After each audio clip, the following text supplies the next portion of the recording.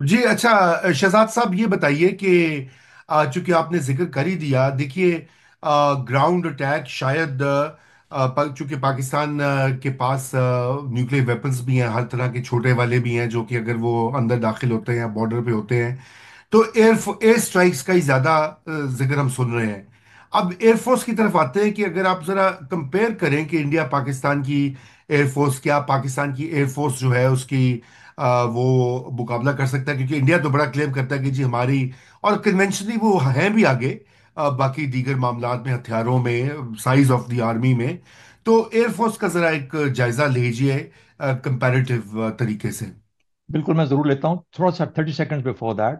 अच्छा, हम्म। इसका ये मतलब नहीं है कि ग्राउंड पे कोई ऑपरेशन इंडिया नहीं कर सकता। उन्होंने इससे पहले उड़ी के बाद सर्जिकल स्ट्राइक एक किस्म की उन्होंने क्लेम की, उसके गो के निशानात हमें पाकिस्तान में नहीं मिले किसी भी जगह पे। लेकिन कहा यह गया कि उनके लोग आए रात के अंधेरे में, उन्होंने कोई वहां पे ऑपरेशन किया, गो ना कोई किसी को कुछ किया ना कुछ हुआ, और वापस जाके उन्होंने क्लेम कर लिया। अच्छा, गो ऐसी ही चीज की जा सकती है। वजह यह है कि बिल्कुल आई टू आई बैठी हैं फोर्सेस दोनों साइड पे। एलओसी के तो इतना ज्यादा डेंसली पॉपुलेटेड है मिलिटरीली दोनों साइड्स के ऊपर कि बिल्कुल एक दूसरे की हर वक्त नजर है कि किसकी चौकी पे क्या हो रहा है, वहां पे क्या हो सकता है।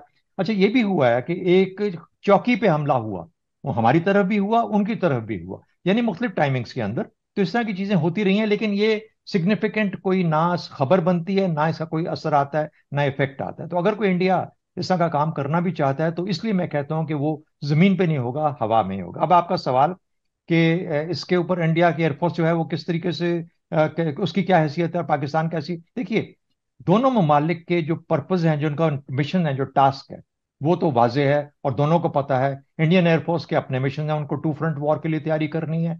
उधर से चाइना उनके नॉर्थ में बैठा है, पाकिस्तान उनके वेस्ट में है, तो उनको दो फ्रंट के ऊपर अपनी एयरफोर्स को और अपनी फोर्सेस को तैयार रखना होता है। पाकिस्तान का जो मिशन है ये एक्सपेडिशनरी नहीं है।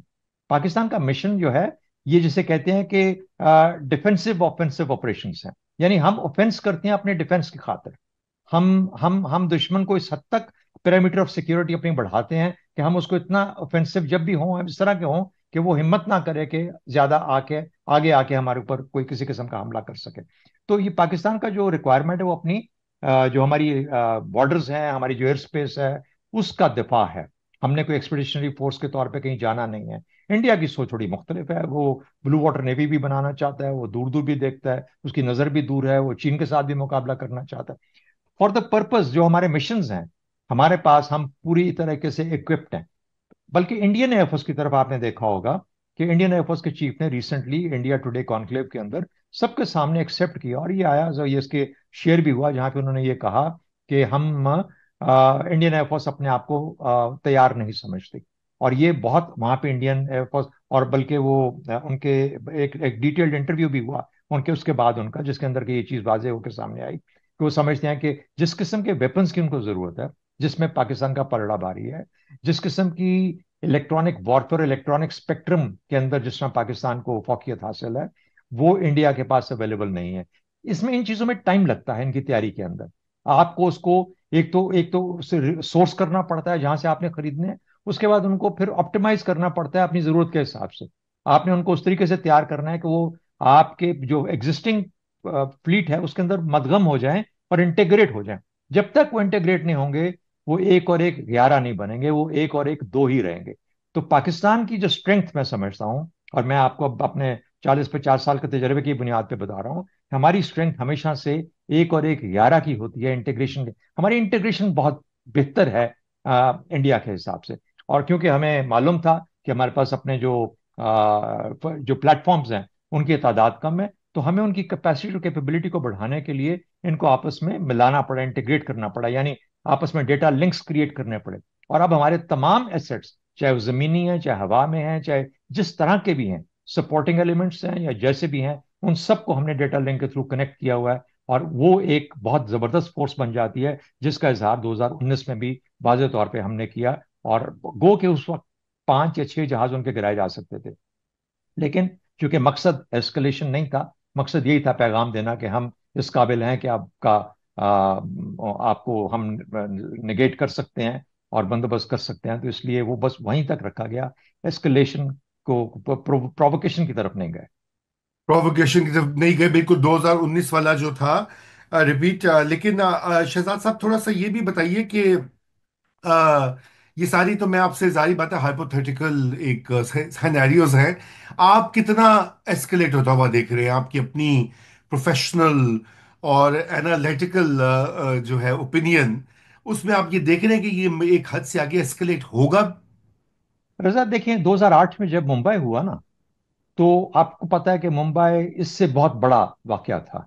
वो जी। जैसे भी हुआ, जिस तरह भी हुआ, उसके ऊपर भी सवालात हैं बहुत सारे, दोनों तरफ में हैं, और उसका जवाब आज तक नहीं दिया गया। एक तो मैं समझता हूँ जब भी ऐसा वाकया हो, इस लेवल का, इस नौयत का हो, तो मेरे ख्याल में उसमें दोनों साइड्स को इंटरनेशनल इन्वेस्टिगेशन, किसी को इंटरनेशनल कमीशन की बात करनी चाहिए जो आके इन्वेस्टिगेट करे उस चीज को, ताकि ये जी। जो बहुतानबाजी होती है एकदम से, इसको बंद हो जाना चाहिए। क्योंकि इससे सिवाय एक और बढ़ावा आने के, और एक कन्फ्रंटेशन पैदा होने के, जो कि मीडिया के अंदर बदकिस्मती से चलना शुरू हो जाती है, उससे बचा जा सकता है, और थोड़े से सेनर माइंड्स प्रिवेल कर सकते हैं। एक तो ये चीज होनी चाहिए। दूसरी बात यह है कि उस वक्त आपने देखा कि जब 72 घंटे गुजर गए, 72 आवर्स, तो बावजूद उस गुस्से के मुंबई के बाद किसी किस्म का उस तरह का एक्शन नहीं हुआ। टाइम जो होता है ना, टाइम आपको, चाहे आप जितना मर्जी गुस्से का इजहार कर लें और किसी पे भी बहुतान लगा दें, किसी को भी जिम्मेदार ठहरा दें, लेकिन टाइम आपको थोड़ी सी सैनिटी जरूर देता है। दूसरी बात, फिर इंटरनेशनली भी आफ्टर ऑल दो न्यूक्लियर कंट्रीज हैं, दो इस किस्म के मुल्क हैं, और ये भी याद रखें, हम दो न्यूक्लियर मुल्क की बात करते हैं, चीन साथ जुड़ा हुआ है हम दोनों के, और वो तीसरा न्यूक्लियर मुल्क है। तो जब न्यूक्लियर खुदा न खास्ता फ्लैश पॉइंट किसी जगह पे बनता है, तो फिर जो बाकी लोग हैं वो बचे नहीं रह सकते। तो मैं नहीं समझता कि चीन इससे दूर रह पाएगा किसी भी शक्ल के अंदर, खास तौर पे जब मुद्दा कश्मीर का हो, जिसके ऊपर कश्मीर, चीन भी उतना ही किसी तरीके से हक जताता है, कम से कम एक एक छोटे से हिस्से के ऊपर।